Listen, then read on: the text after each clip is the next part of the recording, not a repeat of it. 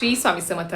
म्हणजे खूप जणांचे प्रश्न येतात की ताई आम्हाला आमच्या आई भगवतीची कुलदेवीची काहीतरी सेवा रोजच्या दैनंदिन जीवनामध्ये नक्कीच करायची आहे. तिचं नामस्मरण करायचं आहे. पण कुठल्या पोथीचं वाचन करावं, पठण करावं, सोबत कुठलं नामस्मरण करावं, कुठल्या मंत्राचं नामोच्चार करावा हे आम्हाला माहिती नाही. तर मी एकच सांगेल की तुमची 3.5 शक्तिपीठांपैकी कुठलीही तुमची कुलदेवी असते, तिच्या प्रित्यर्थ तुम्ही श्री दुर्गा सप्तशती या दिव्य ग्रंथाचं रोजच्या रोज तुम्ही 2 अध्याय पठण करावे, वाचन करावे. सोबत नामस्मरण करायची इच्छा असेल तर ओम ऐं ह्रीं क्लीं चामुंडाय विच्चे या प्रभावी मंत्राचा जप नामस्मरण तुम्ही जास्तीत जास्त माळ केल्या किंवा एक माळ जरी रोज केली तरी सुद्धा चालणार आहे, जेणेकरून तुमच्याकडून रोजच्या रोज तुमच्या कुलदेवीची सेवा घडेल.